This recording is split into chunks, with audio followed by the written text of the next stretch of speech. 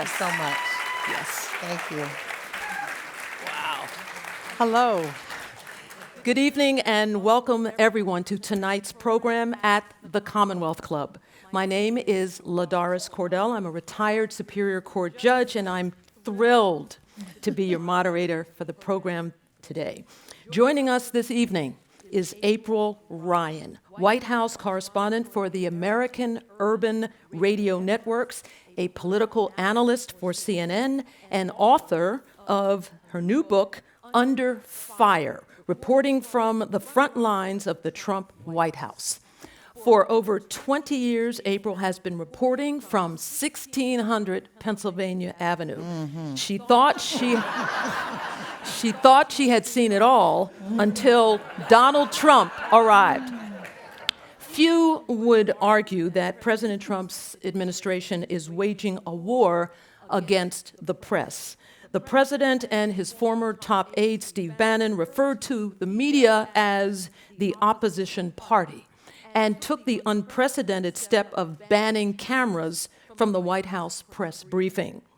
Under Fire is the story of April's struggle to proclaim the truth in a new post-facts environment and how reporters are having to adjust to new rules in an unprecedented democracy and presidency.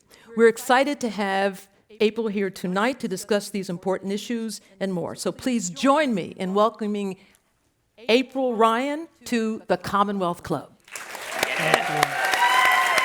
Thank you so much. Thank you. Woo. Thank you, guys. Thank you so much.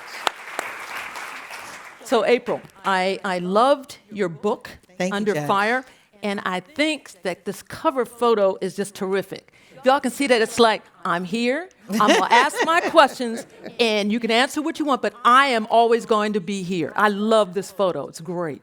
And thank you. And it's crazy. That photo was, you wouldn't believe it, but it was taken on my iPhone. Yes. The publisher said, we want a picture of you on the cover. And I said, okay, well, what do you want me to do? They said, go in the briefing room, sit in the seat. And I sat in the seat. I didn't like that picture. And then, well, first I said, it was like 5 o'clock in the evening, and everyone was kind of like leaving or just trying to figure out what they were going to do for the rest of the evening. And I said, guys, it was like 3 or 4 people. I said, can I get the room to myself for a minute? And they allowed me. And I asked a friend of mine, I said, take my phone. And I said, take some pictures from the podium. She said, is that all you want? I said, yeah, just take some pictures. And then we took the first initial pictures, and I was just sitting there. I said, I don't like that. And I did that, and that was it. It's it. It is the one. From the podium. Right. That means you cannot miss me from the podium. So, April, a native of Baltimore, Maryland, Yes. graduate of Morgan State Yes. University, a historically black university, Yes. a historical mother black of college. 2 daughters, Yes. member of the White House Press Corps for 21 years. 21. So the first question I have is, how did that happen? And can you give us just a brief look at the journey of April Ryan to the role of White House reporter? My journey is non-traditional, to say the least. I am a product of 2 people who came from agrarian families. My mother from North Carolina, forgive me, Lord, because they'd be having a fit. North Carolina, and my father from Maryland. And in 1967, I was born to 2 people who just wanted to build a family together. I was the firstborn of that union, and I was very precocious, to say the least. And it took them 7 years to have my brother. So, but I grew up in a household where, you remember this, that's the way it was. My father and mother watched Walter Cronkite, religiously. And my mother, she was ahead of her time. She was an activist. She was on a college campus. She toiled at Morgan State University for 42 and a half years until her death. And I'm a HBCU baby. So she believed in people and she believed in advancing causes. And I don't know, I guess I picked it up. I didn't think I did, but sometimes when you're in a setting, it comes and just sits on you. And it sat on me. So with my dad, in the evenings, he would come home from work and he would sit down and watch Walter Cronkite. And I'm like, Dad, we'd listen to the local radio, local news. And I'm like, why are you always watching the news? I mean, it was so much of a big thing in my home to watch the news with those 3 stations at the time. Remember that? And the white noise after Johnny Carson would go off, and and the flag would come up at 5 a.m. right. I mean, I'm talking about that time. That's right. So my dad was watching news so much. I said, Dad, why are you watching the news all the time? And I should have, as a child, run from the news when he said this, but I just ran to it. I said, Dad, why are you watching the news? He said, because I want to know when the world comes to an end. I'm like, oh my gosh, you don't tell a child that. And me and my crazy self, I'm running to find out when the world comes to an end. So, and I believe now that I look back, that's where the foundation was laid for me. My mother was always into current events, and she knew what was happening. I always knew about my history. I was that kid, you sit at a kitchen table and you have a peanut. Do you know how many uses there are of a peanut? I'm like, oh, Mama, George Washington Carver. If we talk about blood, Charles Drew. And if you don't know about it, Google it. My mother used to tell me, look it up. When we had dictionaries without the internet, Google Charles Drew. You'd be surprised and fascinated. And we'd stop at a stoplight. A black man made the stoplight. Okay, Mama. And a gas mask. My mother always taught me about excellence in our community. I always knew what was going on because we listened to the news. And I don't know, I grew up understanding life, but I was never socially aware. I went through college, I was a DJ in school, jazz DJ. Any good? Were you good? I was pretty good. Hi, this is April Ryan, WEAA-FM 88.9. I can still do it.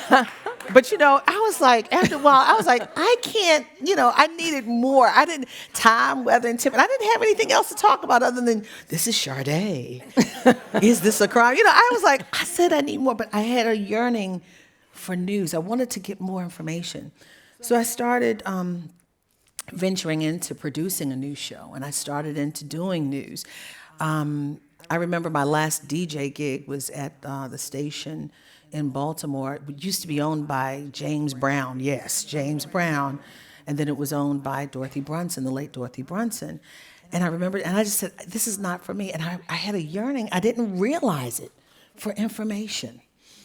And that's where it started, at school. My sophomore year, I started really getting into news. So you finished college. Finished And then what? I was working for a gospel radio station. While I was in school, I was working at various radio stations, and my checks were bouncing. But I was getting the payroll checks were bouncing, and I was getting experience.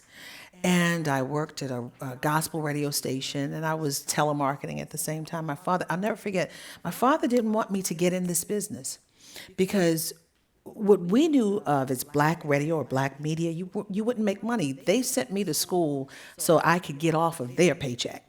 So they wanted me to be independent. They wanted me to be someone who was living a middle income dream through obtaining my college degree. And he said, April, I don't want you in this business. I said, I'm going to prove him wrong.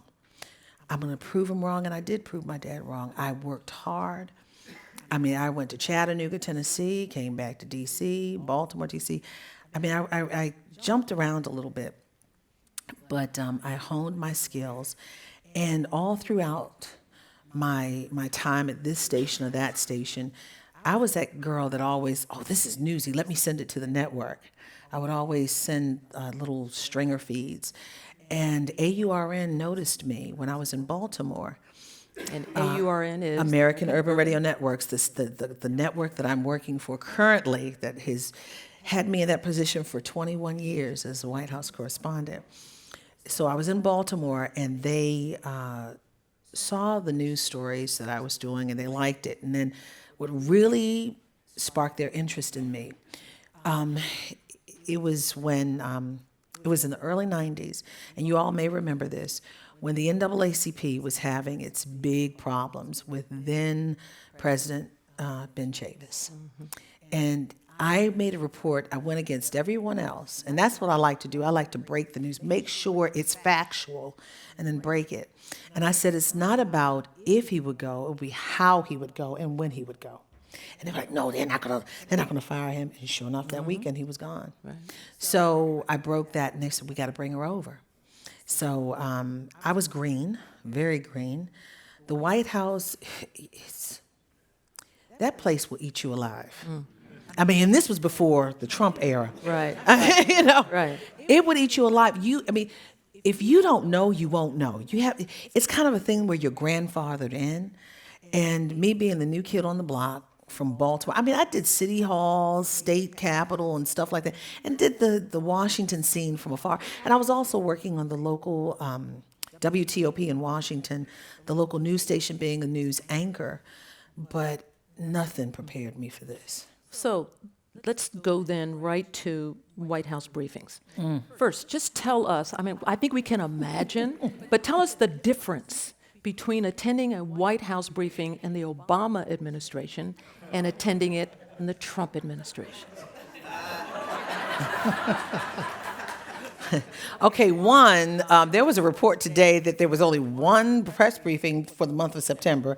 That wouldn't have happened in the Obama years. It wouldn't have happened in the Bush years, and it wouldn't have happened in the Clinton years. So that's going. I'm giving you some extra presidents.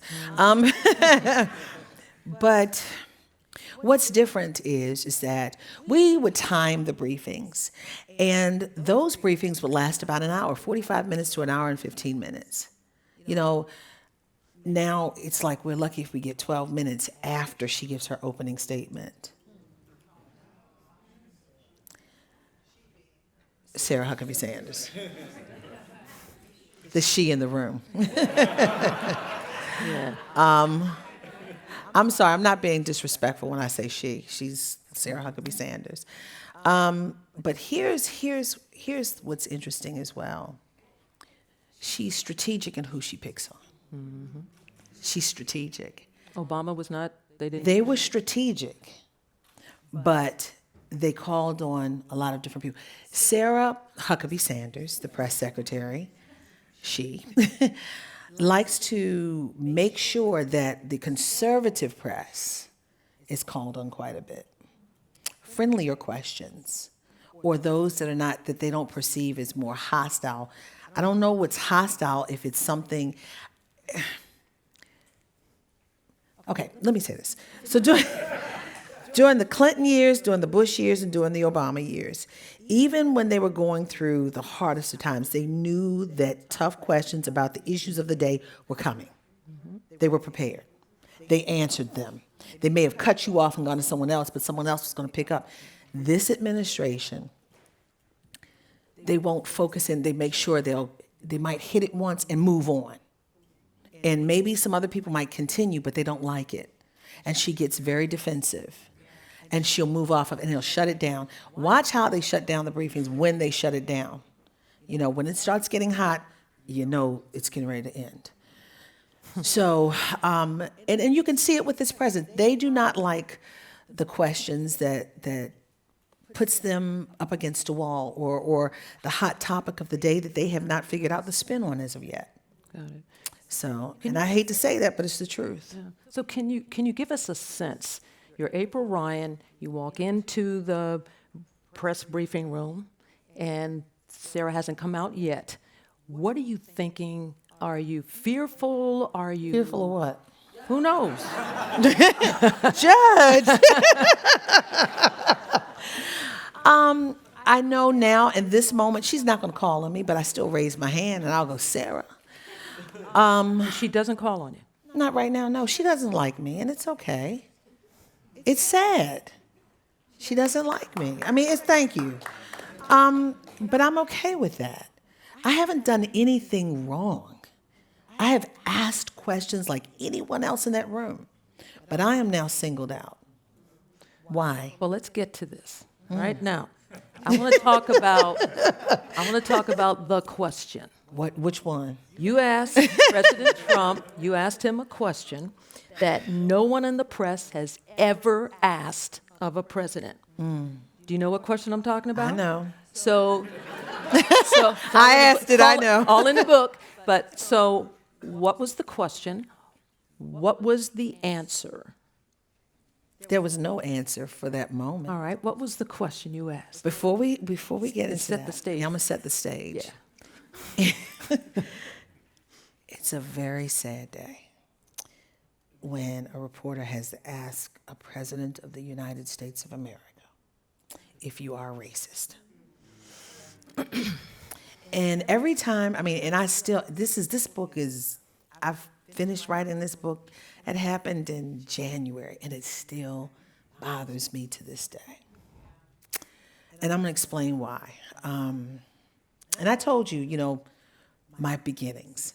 But I also come from that family who had the picture of King and Kennedy. That's not about my politics. That was about my parents' politics. But I still grew up understanding that so many of us stand on the shoulders of those great men. If it weren't for Dr. King, I wouldn't be in that room probably. Really, truthfully. So let me set the stage. So you know my beat. I cover everything. I ask questions about all things. I asked about Russia when Sean told me to stop shaking my head.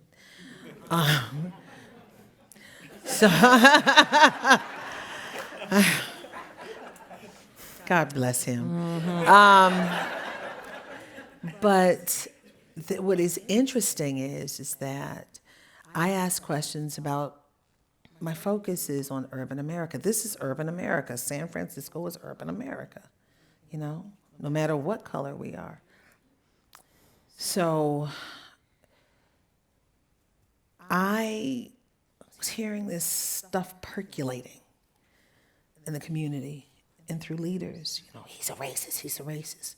Why were they saying he's a racist? Just before that King moment event in the Roosevelt Room at the White House, white congressional leaders were leaving the meeting with the president on immigration, where the president was supposed to be giving his heart. It was about his heart.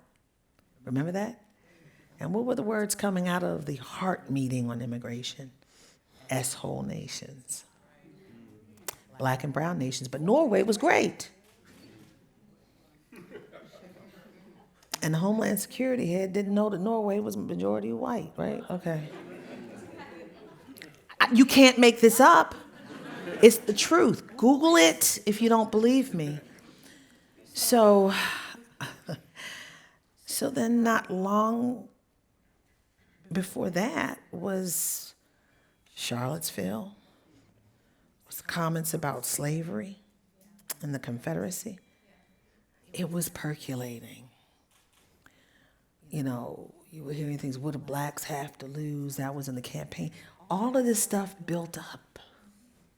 Frederica Wilson with Sergeant LaDavid Johnson. This stuff was building. And people were saying, and then that was just, and then just before that, before the S-hole comments, he was talking about how Nigerians, if they leave their huts, they're going to come here and not want to go back. Remember that? I'm not making this up. So you had black leaders and white leaders both. He's racist. I'm like, Now, words mean something. You have to be careful in how you label someone and what you say about someone, because that can stain them, or even worse. So I said, let me call the NAACP, the leaders of the NAACP. And I asked them, I said, what's the definition of a racist?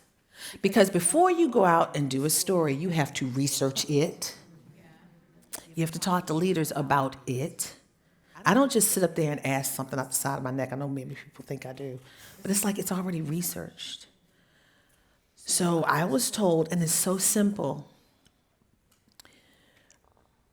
the definition of a racist is the intersection or the meeting of power and prejudice. Say it again. The definition of a racist is the intersection or meeting of power and prejudice.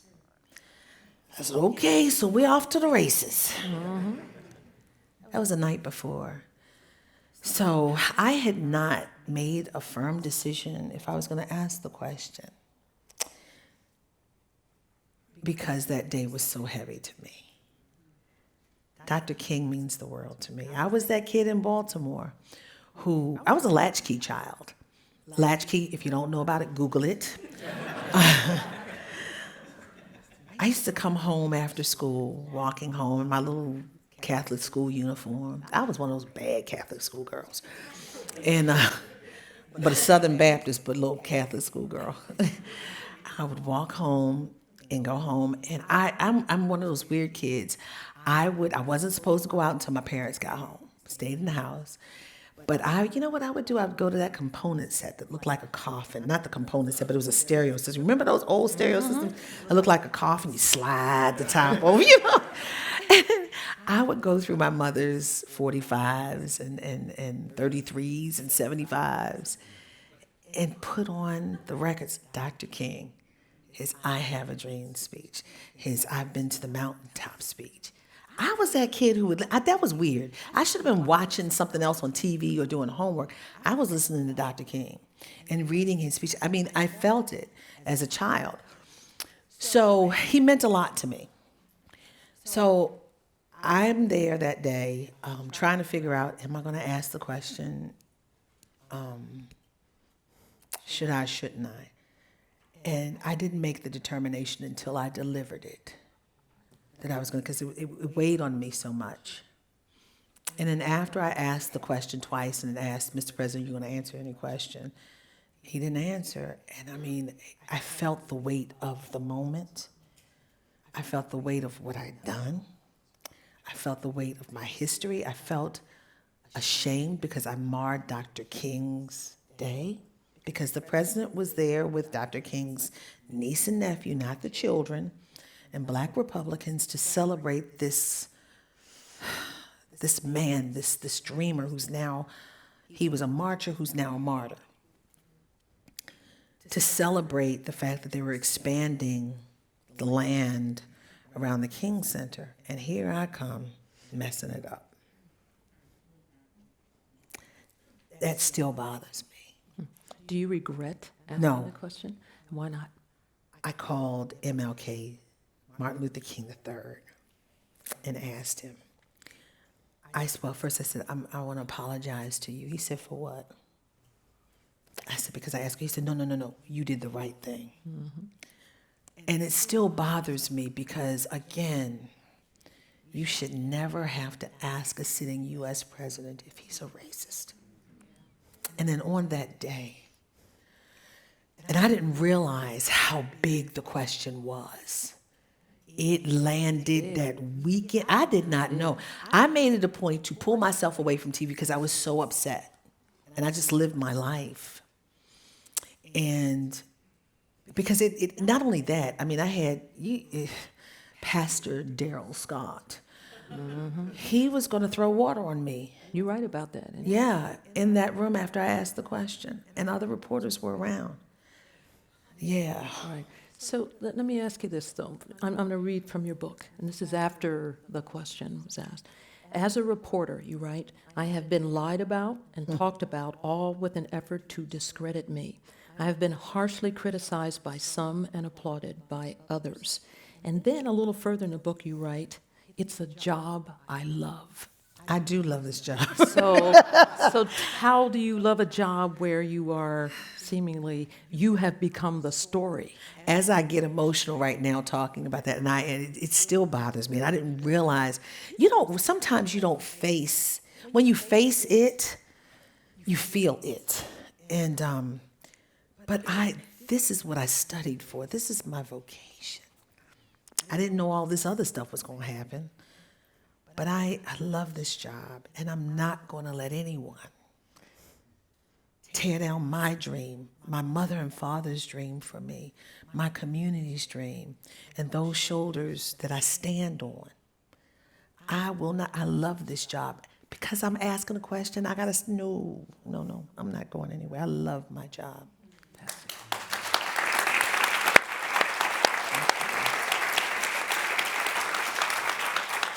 I do have to tell you all that when April comes on, when she's on CNN, for example, as soon as we see that she's going to be on, I start yelling in the house, April's on! Everybody get to the TV and watch it. So you have Thank you, to that's know. so funny. It's important. It's important. So let's you. go to a lighter subject. Have you read Omarosa's book? No. Unhinged. I'm a who? Unhinged. Have you read that book? I'm a what? Who? No. No, and I will not. I will not. And why is that? Lord have mercy. Judge. Well, in your book, you write about your interactions with Omarosa. Well, let's right? talk about why I write about Okay. the interactions with Omarosa. Omarosa is the reason why all of this stuff happened. She started it, even though she's fired, the residue still is there. Omarosa and I touch on it. The book is not about her. Right. I don't have a tape. And I still am a bestseller. So,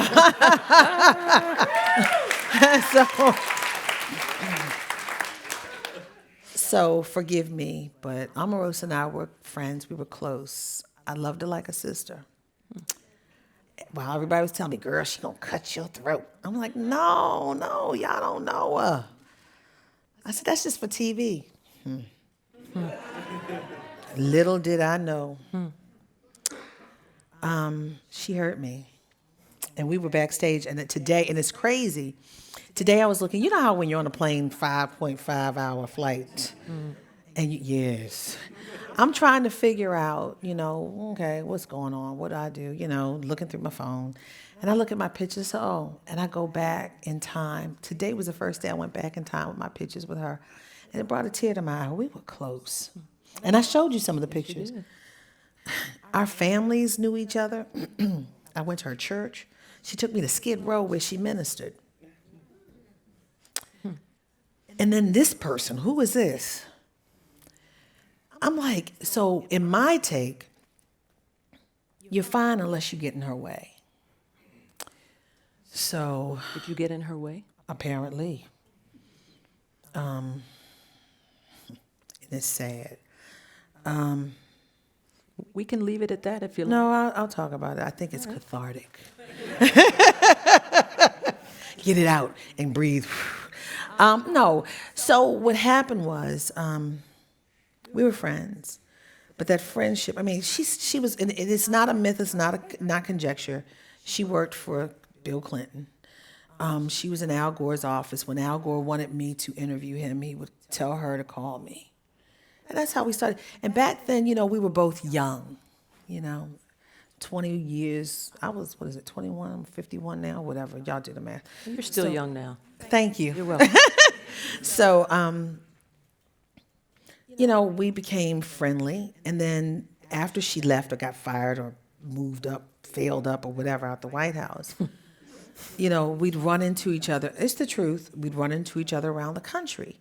And, she'd be somewhere and I'd be somewhere like, hey, let's get together. And we got closer, much closer over the years. And, but then long story short, when she became part of the Trump campaign, I became a target. The president did not like the press. Oh, I've got someone close. Oh, I've got a dean of the press corps. Oh, I can get her and make them think that I am in this camp. Make them accept me.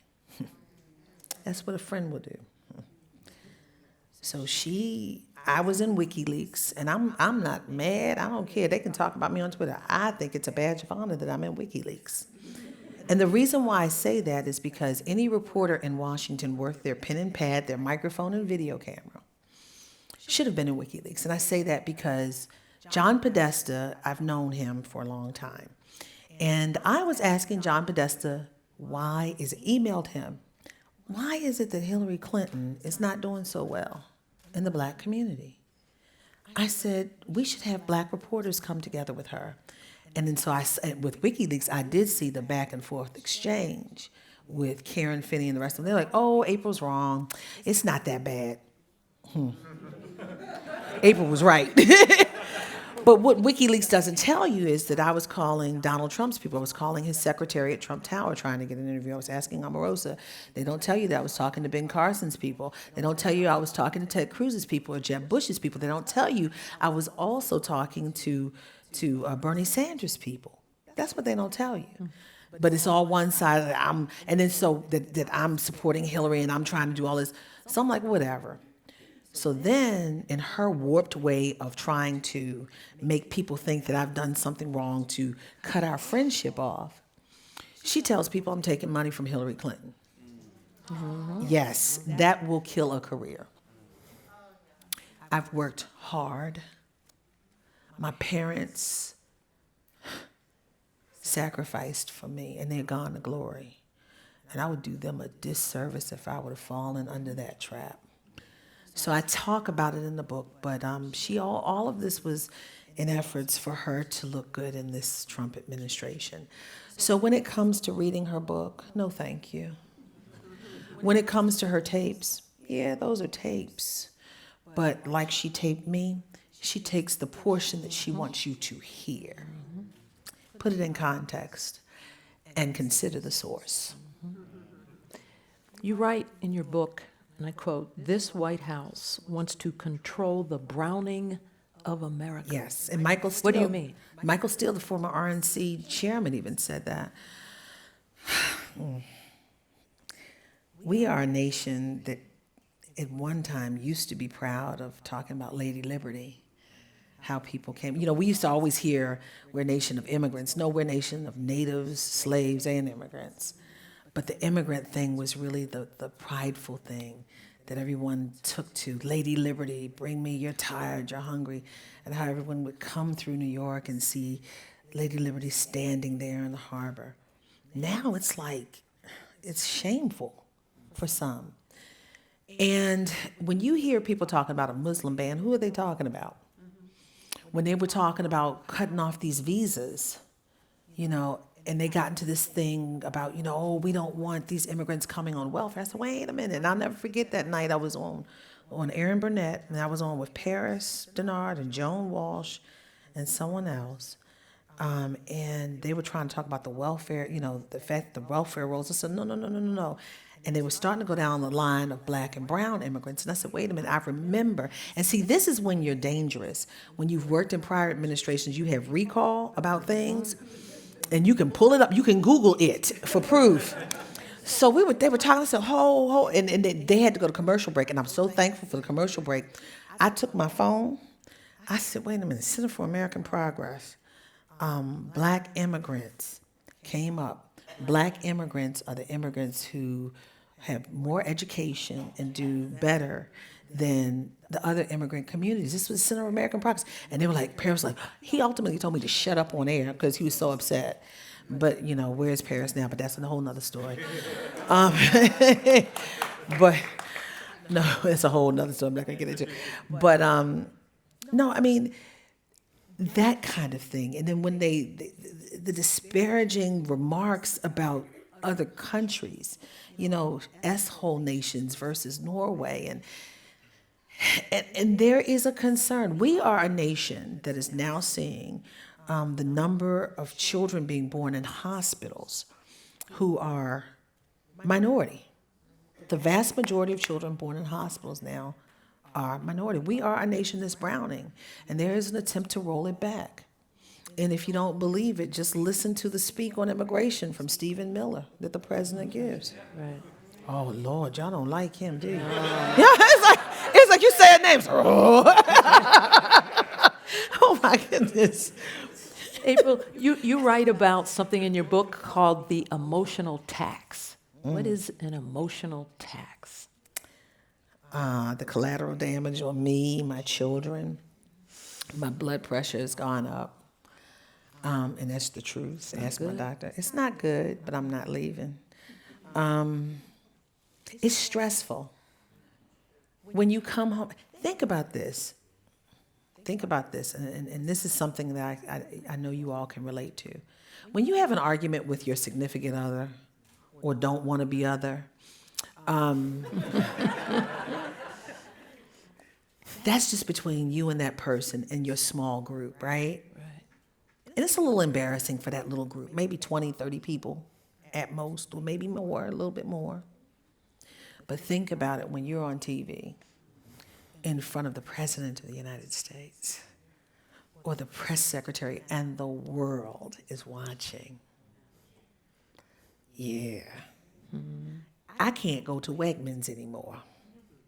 Did you get that meeting together? I'm like, okay. Tapping my kids are, with me. It's hard. And That's your workplace. that's my work. My workplace is now seen everywhere, and I'm like, and it's like I've said this. I've had to really have a talk with myself. I've done nothing wrong. No. So I can hold my head up and walk. And in the book, and it's so funny, Senator Kamala Harris, last year said to me, yes, you can clap. She said to me at an award ceremony that during the Congressional Black Caucus annual legislative conference last year, not this year, she said, you keep going back. I said, and so do you.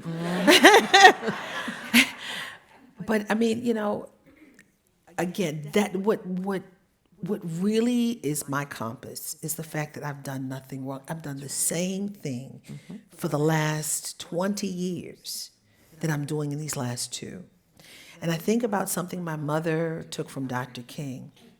It's not what they call you, but what you answer to. So I walk with my head held high. And I just thank my ancestors and my angels and all of you who send support, because there's a good number that say nasty things on the Twitter and on the Facebook and on the gram. But there's a larger number of people who are thankful, and I'm thankful to God for them. Well, yeah. Yeah, thank you. So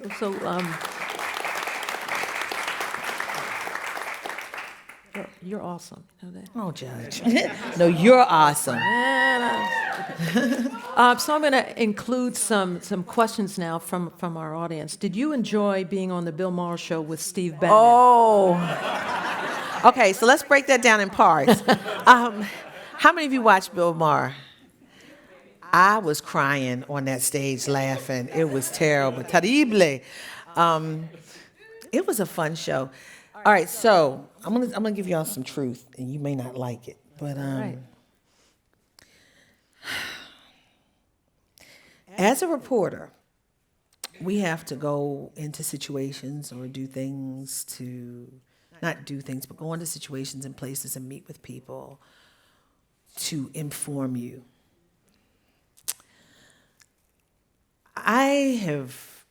In the book I talk about this, I don't go upstairs anymore. The only time Sarah and I or some of those people in the White House will see each other is when we're in that room together. I don't go up there anymore.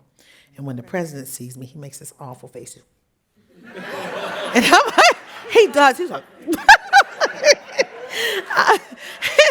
I'm like, I'm not afraid of you. You can make all the faces you want. I'm going to do my job.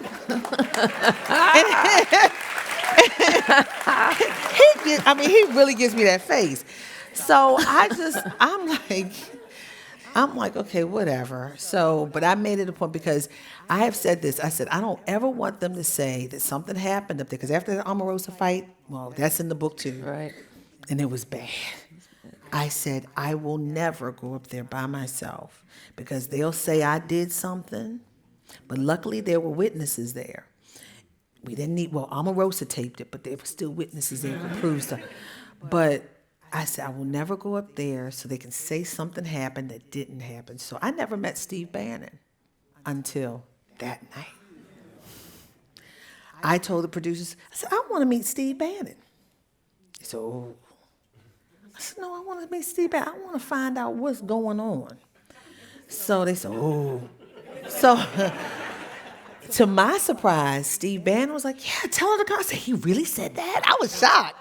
So I go downstairs and I meet him. He said, I think you're really good. I'm like, But the president said he thought I was really good in that first press conference, and then look what happened. And I think he really meant that, but it just went south on him. He looked so bad with that, are they your friends, get them together thing. And it just went. I know every black person in America. If I don't know them, I'm related to them. So anyway, Judge, you and I are related. Your of family, course. yeah, North That's right, Carolina, North Carolina. yes. So, I mean, but that was, it was a very much Al Bundy, Archie Bunker moment that is history now. I mean, the history, but when you see April Ryan, that's the first thing. I mean, how do you think that makes me feel? I mean, first thing comes up, she's supposed to get the CBC and the president together. That's a meeting, But anyway, so she's their secretary. But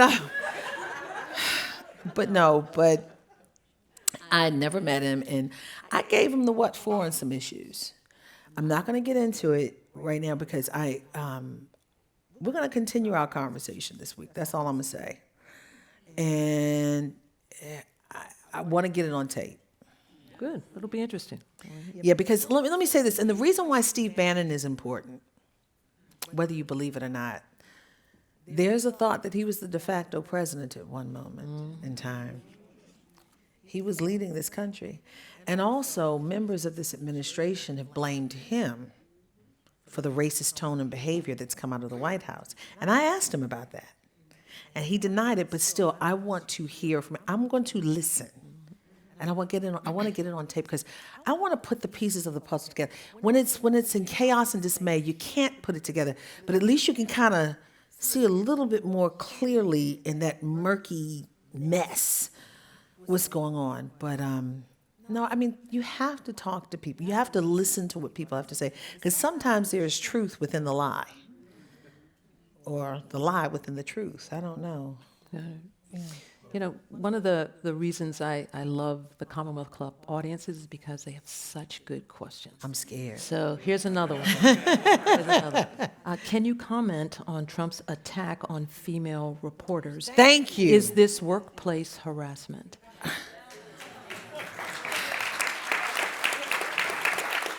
So you're talking about what happened today. Mm-hmm. All right, I am livid about that. Why don't you bring some folks up to speed, maybe? Okay, how many of you watched it today? How many of you heard the news accounts of it today? Okay, there's a large portion that don't know. Okay. Cecilia Vega and Caitlin Collins. Cecilia from ABC and Caitlin from CNN. Caitlin just was in the news a couple of weeks ago asking questions in the Oval Office, and he wouldn't answer when he answers other people's questions in the Oval Office. As reporters, we are supposed to question. And here's the thing, these press conferences, up until now, I mean, when did they have press conferences just on one issue? There are thousands of issues that are happening at one moment in time. The White House is where everything comes, war and peace and everything in between. And it's not just a moment that it's just this. We got North Korea out there. We've got Kavanaugh. We've got voting issues. We've got midterm. We got so much stuff on the table. And that's not even, we've got China. We've got Iran. We've got a lot of stuff on it. We got water that's still not safe to drink. We've got Nike, We've got stuff out there, We got the Steelers that lost to the Ravens last night. Go Ravens. So anyway, so the president decides to shut Caitlin down by saying, we're talking about this, blah, blah, blah. And he was just really nasty to her. Cecilia gets up and says something. Something. What did she say? I'm confused. Something along that line. He said, "Yeah, you don't know what you're doing," or something along that line. On international television, demeaning this woman. And you know what happens now? When people see Cecilia, they're going to say that to her. Mm-hmm. And it was taken out of context because she may have been confused with who he was going to or something. So I wasn't there today because I was coming here to be with you. But when I saw it, I got on the Twitter and I went off because it makes not 1 ounce of sense. Ooh, it makes not 1 ounce of sense Because I'm gonna tell you, because there's residue from that stuff. When Sarah and the president do that stuff to me, I get death threats. Yeah, it's real. And that's all I'm gonna say. But women are important. Men are important, but women are so important. And at a time such as this, hear me, less than 6 weeks out from a midterm election, I don't care who you vote for, but vote. But 6 weeks, thank you. 6 weeks, too many people were bruised, bloodied, and had hoses burning their flesh and dogs tearing their skin for the right for us to vote. And I'm sorry, vote, please. Black, white, Jew, Gentile, Protestant, and Catholic, go to those polls. Politics is personal, but go vote your personal whatever. So here's the deal. Less than 6 weeks out of an election. Now, this is from a reporter stance, this is from a human stance, and this is from a woman's stance, this is from a White House correspondent stance, and from a dean of the White House press corps, whose voice means something, who covers them, okay? Yes, I might be 2 years old, but I still cover them. So let me say this to you. It bothers me because they demean us. He might do it to Jim Acosta, but he's doing it to women. He's done it to me. These women are credible. They ask great questions. What the problem is, they're angry. They are angry at the questions we ask because they know we are making a difference. And that's one thing that Steve Bannon, and when I say we're making a difference, people are listening, and they're listening with a critical ear to understand. We're not asking these questions. Oh, well, Mr. President, what did you think about the wind today? Was it too windy? No, we're asking real questions about Kavanaugh at a time. And for this president to react, this is another thing. For this president, this Republican president, to react like that against the White House press corps at a time when we're less than 6 weeks out from an election, and his party is losing women and independents, he's not thinking about his party or his obligations to the White House. He's thinking about his person. That's from political and reporting analysis that I've seen over the 2 years. I'm up close with him. So now, then, at a time when we're dealing with Kavanaugh, this makes a difference with Kavanaugh. I'm going to tell you why. You got women out here who are crying because they have been sexually assaulted and felt Dr. Ford's pain. And Dr. Ford is looking to this president, this leader of the free world, for help with the FBI, and he's downing women. How does that make her feel and women feel? Those are the things that are on the table. This is a historic moment in time. It's not about playing this press conference. It's about doing the press conference. It's not about going against women. And I'm going to tell you, the Republican Party is going to take a hit for that today. There's a poll from CNN that says that they don't like how the president is treating the press. I was one of the first ones that people started seeing. They saw this today. You can't change, everybody wants to shift history, but you saw this. If you didn't see it, Google it, YouTube it. I'm serious. It's painful to watch. It makes me feel like we're back in caveman days. Women are objectified. We don't mean anything. But, it's not about our gender. It's about us being credible journalists that you trust. And disrespected like that by the leader of the free world and those white men, and I'm not saying this in a disparaging way, but those white men, because Washington is a white male-dominated town, and those were women. Women and minorities don't fare well in that town, and for every stride that we make, we're pulled back. Those white men that were standing behind him, smirking and laughing, did not help the situation. So all of them need to be called out. All right, April.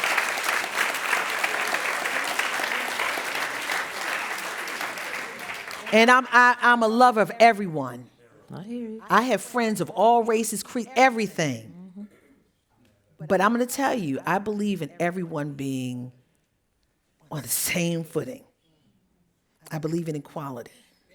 Right. And I believe in calling it out when it ain't right. Go on, April. And that's when you call it out, that's a part of the American democracy, what we were founded on. We, the people who are still forming a more perfect union. We're going through growing pains right now. And the only way to fix it is to call it out.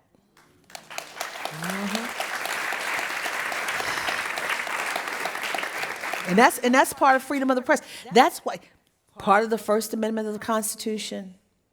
And if we don't call it, if we just sit there and let it happen, the First Amendment, the freedom of the press part is going to be gone. We got to, our founding fathers, these wonderful men who I'm sure had slaves, did not anticipate April Ryan, a descendant of a slave, to be questioning an American president. I stand on what they wrote. They didn't expect that they were going to have a Barack Obama or a Donald Trump as president, but we still stand on what they said. This president took an oath of office to uphold the Constitution on January 21, 2017. And that part, there's a problem. We need to call it out. Because if they suppress us and shut us down, you're not going to get the information. It's not about us, it's about you. Freedom of the press is about your freedom of information from the highest office in the land in transparency. Because right now you're not having press briefings. And you're not saying nothing. True. I like her. Yeah. Another question for you, April. After all the insults and lies at White House press conferences, has the press considered not attending I and love this holding question. their own conference? And for the who's going to public? be there? So we're going to hold our own press conference. Okay. No, let me say this to you. I've heard everyone talk about, you should boycott. No. No boycotts. No boycott. I'm going to tell you why. As soon as we walk out those doors to boycott, they're going to shut the doors on us. And every time we lose ground, we don't gain it back. So we have got to stand. We have got to continue. When they come with a lie or a spin, we've got to come back with the fact. We got to fact check. We are not going. Our boycott, our protest is to fight back with fact. They are warring on us. We are not. Our fight is information. We can't be out. We hate the press. We hate the press. No. I still have respect for the office. I still have respect for him. But I'm going to call you out when you're wrong. Right. Well, do you think the free press can survive 2 or 6 more years of Trump? The only way we can do it is if that press corps, I'm praying for the press corps because what we saw today when Caitlin Collins was up, the reporter took the mic, there are a lot of young people in there who just got this job. And they're just happy to be around the President of the United States. There's some conservative reporters now there who ask those softball questions. And there are some liberal reporters there who are like, I hate you. Tell me what you're going to do, And then there's some like me who are like, I just want the facts and get all sides of the story. We are so fractured in that room now. I mean, when I came into the White House briefing room, God bless her, Helen Thomas was there. Sam Donaldson and his loud mouth. Ooh, I love Sam Donaldson. I learned how to project my voice through Sam. I used to watch him, I'm like, Mr. President! Oh, gosh. Ann Compton, Bill Plant. I mean, I worked with some of the greats, and the sad thing is that Bill Plant, I saw him at the White House the last White House Correspondents Association dinner. He said, you're the last of us. I was like, wow, Bill. I said, what do you mean? He said, no, they're not doing what we did. And my heart broke when he said that. I'm praying for the press corps. I don't know. It's a different day. We now have people who have blogs who just show up at the White House. Citizen journalists. I'm like, where did you get your understanding of journalism? I mean, when I grew up, it was the what's, whens, where's, whys, and hows. That ruled the news and all the sides of the story, not just two sides. But now it's like, I think. We need more fact-based journalism and more real journalists. Leave the editorial stuff aside. So, April, what advice do you have for young women who want to make their voices heard, and I should say believed, in male-dominated offices and in the boardrooms? One, I hate to say this, but don't cry. Don't let them see you cry. Men cry. Okay. Haven't all cried. Okay, but let me say this. They can cry, but it's okay. But when we cry, oh, look at her. They think we're weak. And it's sad. You can still be very feminine and figure out how to express yourself without those tears coming out. Have you had to hold them back? Oh my God, yes.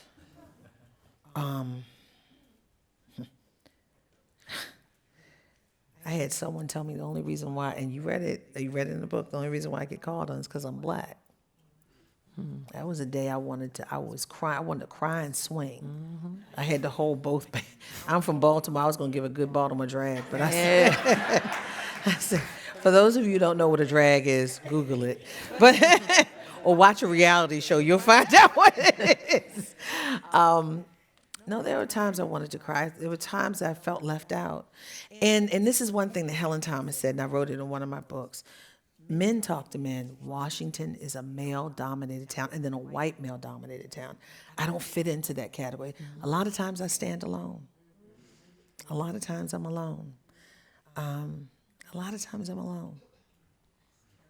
I don't like It's terrible, but you know what? You get over it. And you just do your job. I mean, beyond the White House, I have a community of friends. I have a community of support. I have supporters in many different networks, but it's so different in Washington. It's so, and I'm not going to say that because, you know what? I hear it. I have women who've come to me crying, saying that they've had the same thing. I said, sister, don't cry. Stand up. I said, stand up and see it for what it is.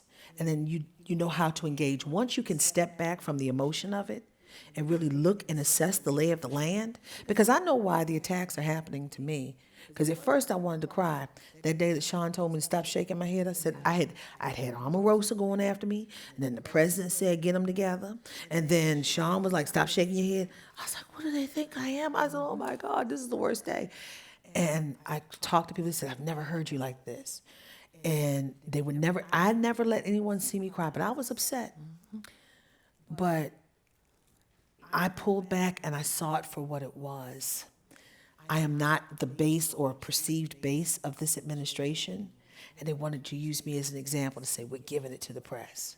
And they thought that they were going to make me fall because I am from an urban network, a smaller network, and I'm a woman by myself.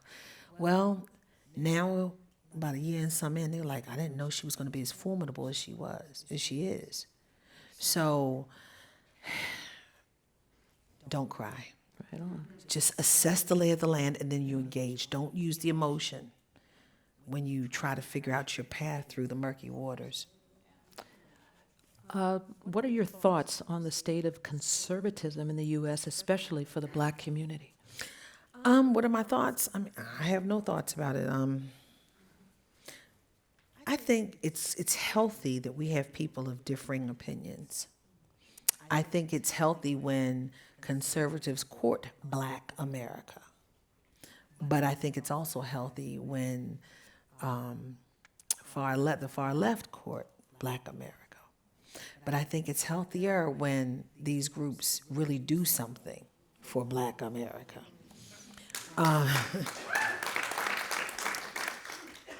I think, no, I don't think I know. The Black community is an untapped community. Yeah, they're the Democratic base. But if people really wanted to do something in the Black community, they would have so much.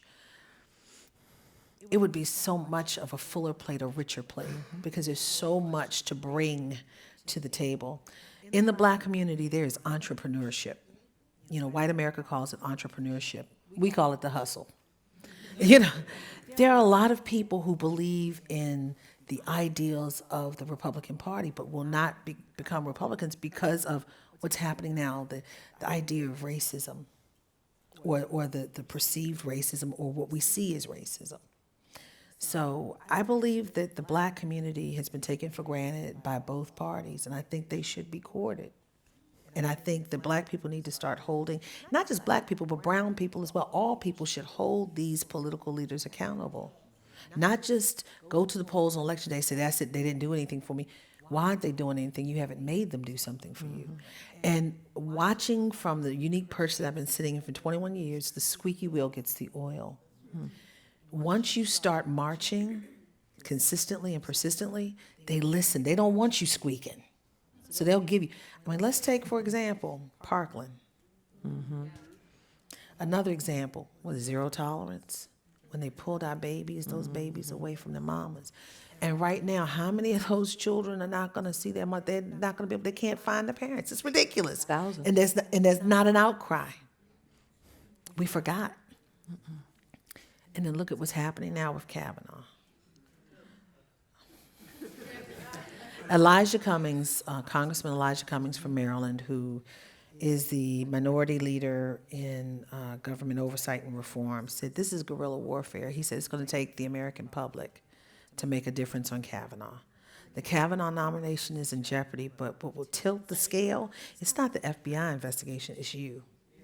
Because all the president has to do is say, I'm withdrawing this nomination, because he heard from you overwhelmingly. It's in jeopardy right now. But the question is, how will this go? I can't see them pushing this thing through with all this hurt and these questions that are still lingering in the air.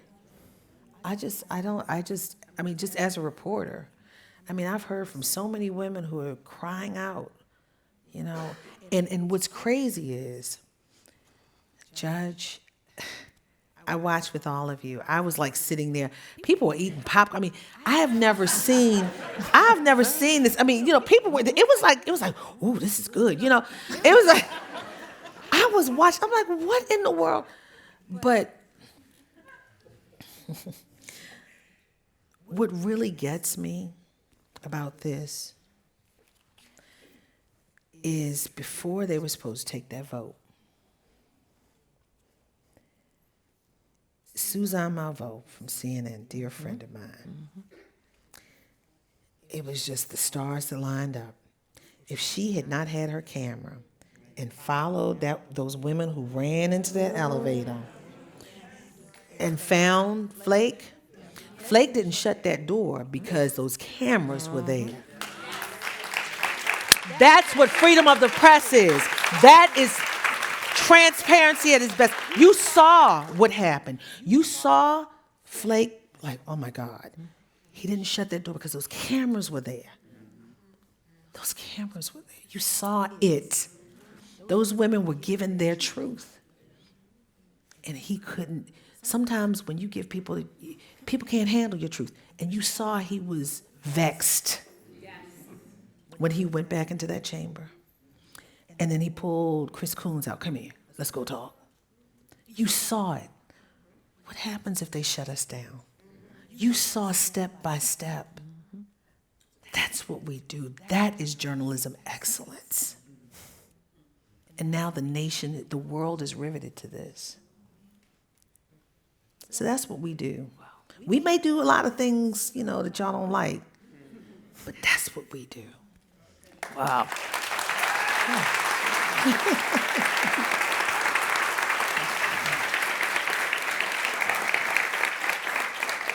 So we have time for one final question, but Oh it's my actually gosh. not a question. I know, time flew here. It's 65 minutes already. That's right. Oh my gosh, it's been so much fun with So- you guys. So Stay, you I want to wish. bring my children with me? You want I to fly my wish. children out? Okay, she said okay. So, April, and for all of you, some of the most compelling words I have ever read about the importance of a free press are in your book, and on page 102.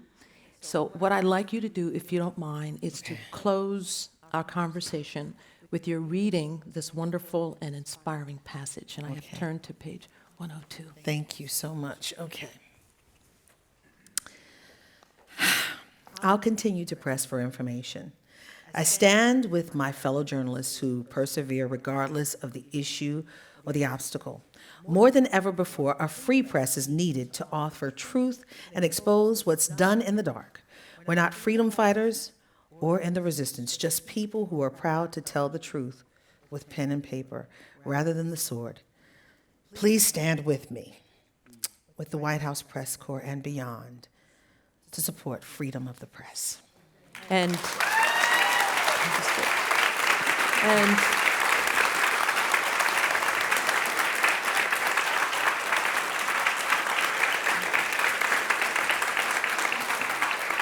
so And I'm Judge Cordell, and I approve that message. Oh, yes. So our thanks to April Ryan, White House reporter and author of the new book, Under Fire, reporting from the front lines of the Trump White House. And a reminder to our audience that the books that are already signed of Under Fire are available outside. Make sure you get this book. It is Yes. a terrific read. Terrific read. So I am Ladaris Cordell, and now this meeting of the Commonwealth Club is adjourned. Thank you all. Thank you. Thank you. Thank you so much. Thank you. Thank you. Thank you. Thank you, Judge. Thank you so much.